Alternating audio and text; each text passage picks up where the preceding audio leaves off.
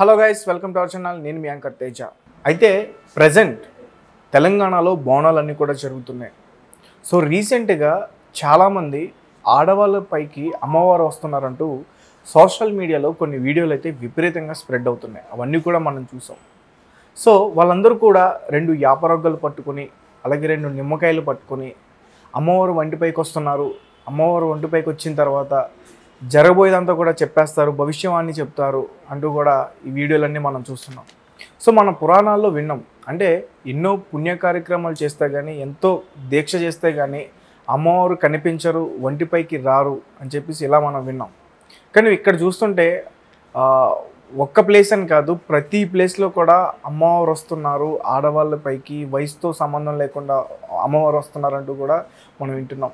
So ఇదంతా ఎంతవరకు వాస్తవం, ఇవన్నీ కూడా నిజాలేనా, ఇవన్నీ కూడా మనతో పాటు డిస్కస్ చేయడానికి యథార్థవాది శివరుద్ర సాధు గారు ఉన్నారు. ఆయన అడిగే ప్రయత్నం చేద్దాం. నమస్తే అండి. మిత్రమా నమస్కారం. శంకరా, అయితే రీసెంట్గా నేను ఒకటి చూశానండి.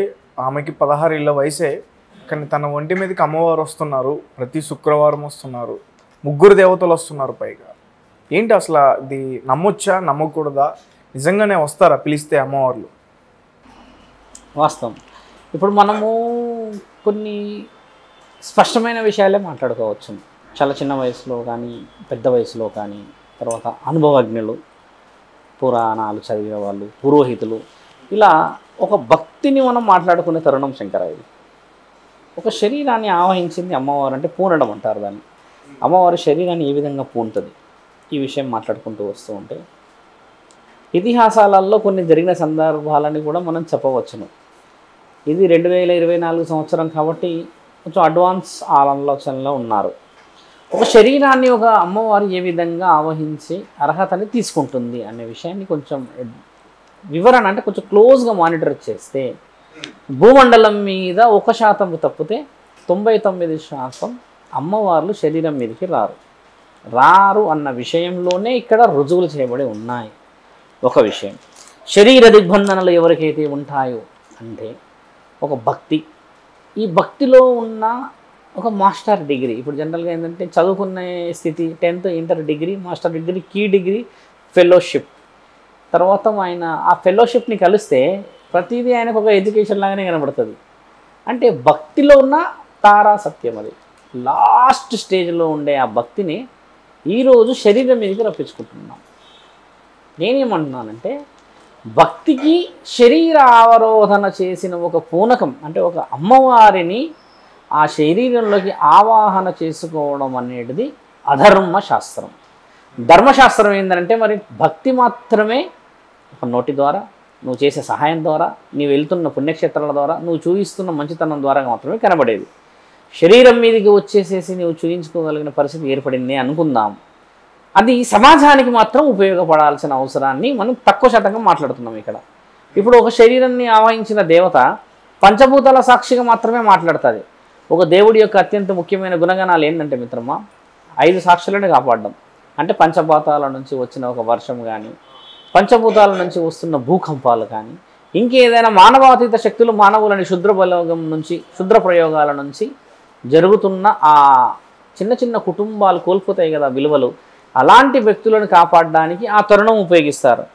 పూర్వకాలంలో మనం 100 సంవత్సరాల క్రితం వెనక్కి వెళ్ళి చూస్తే గ్రామ దేవతలు వచ్చేసి ఒక శరీరం మీదకి ఆవహించేసేసి చాలామంది భక్తులు కొన్ని కోరికలు చెప్పే తరుణాలు మనం చూసాం. అలాంటిది చిత్రాల్లో కూడా కనబడుతుంది.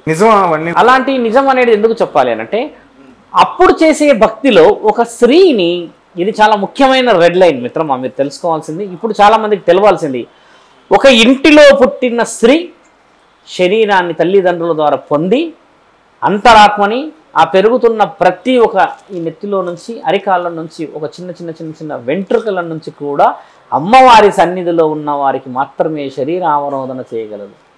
ఎలా, ఎందుకు, ఏ విధంగా ప్రత్యామ్నాయ పరిస్థితులు మన జరుగుతున్న ఈ సమాజం గురించి మాట్లాడుకునే అర్హత తీసుకోదు ఏ గ్రామ దేవత అయినా, ఏ దేవత అయినా. అమ్మ సేవలోనే నిత్యం ఉండి, అమ్మ సేవలోనే నిత్యం ఆలోచనలు, అమ్మకు సంబంధించిన పూజలు, పురస్కారాలు, మంచి చెడులు అన్నీ చేస్తూ అదే గుడిలోనే జీవితాన్ని అమ్మతో పాటే చాలించేస్తున్న ఆ తరుణంలో భవిష్యవాణి కనబడుతుంది. ఈ రోజుల్లో మరి అమ్మవారి గుడిలోనే సేవ చేసి, అమ్మవారి కోసమే బతికేసి, అమ్మవారితోనే ఉంటున్న వాళ్ళు చాలా తక్కువ శాతంగా ఉన్నారు. వీళ్ళకి పెళ్ళిళ్ళు, పిల్లలు, సంసారం, ఇల్లు ఇవన్నీ కొన్ని జరుగుతూ ఉన్నాయి. ఒక అమ్మవారు ఒక శరీరాన్ని ఎంచుకుంటే మొదట పెళ్లి కానివ్వదు శంకర, బాగా గుర్తుపెట్టుకోండి. రెండవది సంసార జీవితంలో ఉండనివ్వదు. మూడవది నిన్ను సమాజంలో నీ ఆలోచనలకి ఆవిడ ఆలోచనలకి చాలా చాలా చాలా చాలా తేడా ఉంటుంది. నీవు ఆవిడని భక్తిలాగా చూస్తే ఆమె నిన్ను పిల్లల్లాగా చూస్తుంది. నీవు వారిని ఒక సోదరమలాగా చూస్తే ఆవిడ నీ శరీరంలో ఉన్న సమస్యలను చూస్తుంది. సాక్షాత్తు అమ్మవారితోనే మాట్లాడింది అని అంటారు కొంతమంది. పూర్వము విగ్రహంతో మాట్లాడేవారు. అయితే ఇక్కడ వాస్తవికంగా తెలుసుకుంది ఏంటంటే ఆవిడ విగ్రహంతో కాదు మాట్లాడుతుంది, అక్కడ సాక్షాత్తు అమ్మతోనే మాట్లాడుతుంది, అంటే అమ్మ కనబడుతుంది అని అనేవాళ్ళు.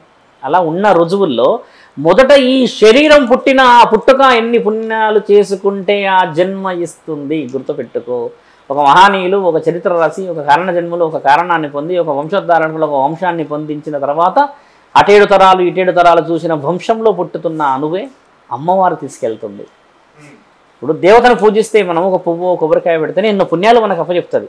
అలాంటిది దేవతనే ఒక శరీరం మీదకి రావాలంటే మరి ఎంత పుణ్యం చేసుకొని ఆ శరీరం ఉంటే ఆ శరీరాన్ని ఎంచుకుంటే ఆ శరీరం మీద నుంచి మనకి భవిష్యవాణి వినిపిస్తుంది. ఈ వివరణ ఎక్కడుంది మరి ఈ యొక్క కాలంలో గమనించి చూస్తే అడ్వాన్స్గా ఉన్న ఈ టెక్నాలజీలో భగవంతుడికి స్థానం చాలా తక్కువైపోయింది, వివరణ ఎక్కువైపోయింది. ఇప్పుడు ఒక సంఘటన మాకు జరిగిన అనుభవాన్ని మీతో చెప్పాల్సిన సందర్భం అడిగారు కాబట్టి, ఒక అబ్బాయి ఉన్నాడు, తండ్రి కాలం చేశాడు. ఆ అబ్బాయి యొక్క తండ్రి ప్రభుత్వ అధికారి అయి ఉన్నప్పుడు మొత్తం వీళ్ళు ఇంటిలో మొత్తం 6 మంది కుటుంబం, మగ పిల్లలు ఆడపిల్లలు. వీడు పెద్దవాడు. ఈ పెద్దవాడు ఏం చేశాడంటే తండ్రి చనిపోయాక చాలా దిగ్భ్రాంతికి గురయ్యాడు తీవ్రంగా. అయితే ఈ పెద్దవాడి గురించి తండ్రి చనిపోయాడు. ఎలా? ఊరికి వ్యసనపరుడు, మద్యం, ధూమపానం, అమ్మాయిలతోని కొంచెం బిచ్చలు పెడతాను, కాలేజ్ చేస్తే కాలేజ్ అంతా కొంచెం ఇక ఆ చూపులోనే ఆ అబ్బాయి చాలా చాలా చేజారిపోయినట్టు కనబడిన ఆ తరుణంకి ఎందుకు ఇలా ఏంది అది అని అంటే ఈయన గారు నేను చాలా సిన్సియర్ అని నేను అదని ఇదని గొడవలు పడిన ఆ తరుణం ఆ తండ్రి కొంచెం అనారోగ్య పరిస్థితి కొంచెం స్ట్రోక్ వచ్చేస్తే కాలం చేశాడు. కాలం చేసిన తర్వాత శంకర ఇంట్లో కొంచెం డబ్బు ఉన్నది, 70,000 80,000 ఆ డబ్బుని ఈ అబ్బాయి తీసుకొని వెళ్ళిపోయాడు. ఈ చావు తంతు జరుగుతున్న సమయంలో చావు అయిపోయిన తర్వాత డబ్బులు తీసుకొని వెళ్ళిపోయిన ఆ తరుణాన్ని మనం మాట్లాడుకుంటే మిత్రమా, ఎక్కడికో వెళ్ళిపోయాడు మిత్రమా, ఏదో ఊరికి వెళ్ళిపోయాడు. వెళ్ళిపోయిన తర్వాత ఈ డబ్బులన్నీ ఖర్చు పెట్టేశారు. 3 రోజులకు వచ్చారు. అంటే ఈయన ఎక్కడ ఉన్నాడని చెప్పిండు. అది కూడా ఈ అబ్బాయి ఇంటికి వచ్చి చెప్పిన సాకు ఏంటంటే మిత్రమా, నాకు 3 రోజుల నుంచి అమ్మ భవాని శరీరం మీదకి వచ్చి ఏదేదో మాట్లాడుతోంది, నేనేం చేయాలో నాకు అర్థమైతలేదు, ఎవరో నన్ను పిక్కుపోయినట్టు, ఎవరో నన్ను లాక్కపోతున్నట్టు అన్న ఆ మాటని తల్లిదండ్రులు హడావుడిగా అయ్యో అమ్మవారు వచ్చింది, ఇట్లా వచ్చింది, మొన్ననే ఇట్లా చనిపోయింది కదా అన్న ఆ తరుణం కొంచెం చిత్రీకరించి లోపలికి తీసుకెళ్తే ఈ అబ్బాయి చేసిన ఘనకార్యాలు అమ్మాయిలను తీసుకొని వెళ్ళాడు అక్కడికి తిరగడానికి. ఈ 80,000 తీసుకొని ఇప్పుడు ఉన్న విలువ పోతుంది, ఇంటికి వస్తే పెద్ద గొడవ అవుతుంది, ఆ డబ్బుల విషయం చెప్పుకోలేక జరుగుతున్న ప్రేమ కానీ ఇంకేదైనా కార్యకలాపాలు చెప్పుతే ఉన్న విలువలు పోతాయి అన్న ఆలోచన చేసి దేవతపై నూకేశాడు మాటని. మన దగ్గర ఏమున్నది దేవతలు అనగానే సెంటిమెంట్గా మనము ఎమోషనల్ అయిపోయి అమ్మో నిజమే కదా మంచి కదా అంటాం కదా.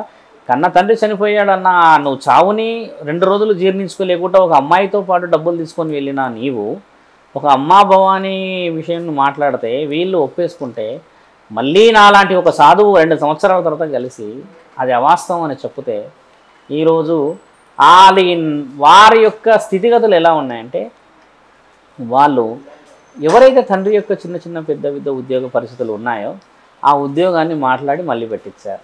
తండ్రి ఉద్యోగం చేస్తున్నాడు.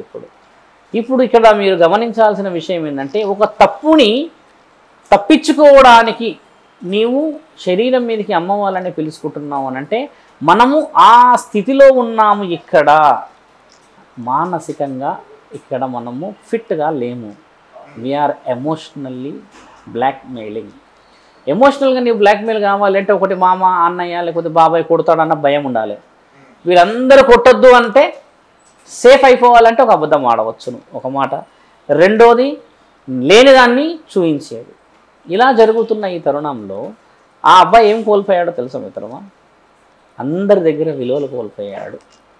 తల్లి కాలం చేసింది, తర్వాత ఆరోగ్యమైనది బాగలేదు, తల్లి అనారోగ్య పరిస్థితులు వెళ్ళిపోయింది. అవాస్తవికంగా మాట్లాడిన ఇంట్లల్లో ఒక్కరికి ఆరోగ్యం కూడా బాగుండదు. అమ్మవారు వస్తున్న ఇంట్లో, అమ్మవారు వస్తున్న ఒంట్లో ఆరోగ్య పరిస్థితుల నుంచి మొదలు పెడితే చుట్టుపక్కల ఉన్న అందరినీ కాపాడుకోవడానికి ఆవిడ శక్తి ఉపయోగపడుతుంది. ఆవిడ శక్తి ఉన్నాక మరి ఇంట్లో తీరని రోగాలు ఎందుకుంటున్నాయి, మానసిక ఒత్తిడులు ఎందుకుంటున్నాయి అంటే ఆవిడ నువ్వు చెప్పేది వాస్తవం కాదు, అవాస్తవం అని తెలుసుకోవడానికి వేరే వారిని ఇబ్బంది పెడుతుంటుంటే కూడా తెలుసుకోలేని పరిస్థితుల్లో మనం ఉన్నాం. ఇలాగే ఒక సుమారు 100 పైగా నా దగ్గరికి వచ్చిన వ్యక్తులు ఉన్నారు. ఆ మధ్య కాలంలో ఒక స్త్రీ వచ్చింది నా దగ్గరికి, అమ్మ ఎల్లమ్మ తల్లి నా శరీరాన్ని పూనుతుంది స్వామి, ఈ మధ్య ఎందుకో నన్ను ప్రతిరోజు సాయంత్రం అంటే 5 నుంచి ఉదయం 6, 6:30 వరకు ఎవరో ఇట్లా వెనక సూదులతో పొడుస్తున్నట్టు, ఈపుల దగ్గర ఏదో పొడుస్తున్నట్టు అవుతుంది, బాగా నొప్పి, నేను చెప్పుకోలేకపోతున్నా. చెప్పుకుందామంటే నేనేమో ఎల్లమ్మ తల్లి వస్తుందని ఊర్లో ఉన్నవారు అందరికీ తెలుసు, నాకే సమస్య వస్తే నేను ఎవరికి చెప్పుకోవాలి, మిమ్మల్ని కొద్దిగా ఛానల్లో చూసి వచ్చా అని అన్నప్పుడు ఆవిడ మొదట వచ్చి కూడా నా దగ్గర కొంచెం అమ్మవారు వచ్చే వివరంగానే ఉంటే చూడ్డానికి చూడముచ్చటగా ఉంది. మళ్ళీ మంచి ఎర్రటి పచ్చటి చీర కట్టి, నెత్తి నిండా పువ్వులు పెట్టి, ముక్కు పుడకలు పెట్టుకొని, కాళ్ళకి పసుపు పెట్టుకొని చూడ్డానికి మొక్కాలే అన్నంత స్థితిగతులు వచ్చిన ఆవిడ చూసి చెప్పాను, ఎందుకు జరుగుతుంది స్వామి, నా పెద్ద కొడుకు కూడా 3 నెలలు అవుతుంది ఫిట్స్ వస్తుంది అని చెప్పింది. అవునా అమ్మ కూర్చో అన్న. ఈయనెవరు నీతో పాటు వచ్చిన తను అని అంటే, ఈయన నా అక్క కొడుకు. చూసి ఏం చేసావంటే నాకేం అర్థమవుతలేదు, నీవు అమ్మవారు శరీరం మీదకి పోని వాక్కు పలుకుతున్నావు కదా, నలుగురు వచ్చినప్పుడు చెప్పుతున్నావు కదా నేను అమ్మని, ఎల్లమ్మ తల్లిని, నేనే రేణుకాని అని, ఆ వాక్కు ఆపిన రోజు నీ కొడుకు నీ శరీరం 2 బాగా అవుతుంది అని అంటే, మరి నాకు వస్తుంది స్వామి అని అన్నది. మరి శివరుద్ర సాధువు నేను, నా ముందు కూడా వచ్చి మాట్లాడితే నేను నీకు వివరణనిస్తాను కదా అని అంటే, చుట్టుపక్కల ఉన్న ఆ వెదర్ని కొంచెం గమనించి అందరినీ పంపించిన తర్వాత ఇదే ఈ కాలుపైనే తలబెట్టి ఏడ్చింది. చూసుకునే స్థితులు పరిస్థితులన్నీ దాటి చేయలేని పరిస్థితుల్లో వచ్చాను స్వామి నేను. ఇప్పుడు నీ దగ్గర అబద్ధాలు ఆడితే శివుడి దగ్గర అబద్ధాలు ఆడినట్టే కదా, మార్గం నువ్వే చెప్పు, ప్రాణం ఉంటుందో పోతుందో అనిపిస్తుంది స్వామి, అంత నొప్పులు అవుతున్నాయి అని అంటే, ఆవిడ ఈరోజు ఎల్లమ్మ తల్లి భక్తురాలని చెప్పుకుంటుంది. ఎల్లమ్మ తల్లి భక్తురాలు వేరు, ఎల్లమ్మ తల్లి శరీరానికే రావడం వేరు. అలా చెప్పుకున్న ఇంట్లో అనారోగ్య పరిస్థితులు చాలా తీవ్రతను చూపిస్తూ వచ్చిన తరుణం నడుస్తుంది ఇక్కడ. మీరన్న ఆ తరుణాన్ని చూస్తే ఒక దేవత ఒక రూపాన్ని ఎత్తితే సమాజం కోసం పనిచేస్తుంది, నీ ఇంటి కోసం పనిచేస్తుంది, నీ ఒంటి కోసం పనిచేస్తుంది. ఇన్ని పనిచేషన్లలో మరి అనారోగ్యము, ఫైనాన్షియల్ ఇవన్నీ ఎందుకు జరుగుతూ వస్తున్నాయి మిత్రము? ఒక దేవత అంటే కోట్లకి అధిపతులు ఉంటారు, వాళ్ళకి ఎన్ని గుడులలో భయంకరంగా వైభవంగా భక్తులే కోట్లు ఇస్తారుగా, మరి రాగానే ఎందుకు చూడట్లేదు, మార్చట్లేదు, పరిస్థితి రీత్యా ఎందుకు పోవట్లేదు అంటే, ఇక్కడ ఒక జననం మరణాన్ని రాసిన పరమాత్ముడు నీతో పాటు ఇంకో పాశుపతాస్త్రాన్ని రాస్తాడు, అదే నీ నాలుక. దానితోనే నువ్వు మంత్రముగ్ధుల్ని చేసి మాట్లాడాలే కానీ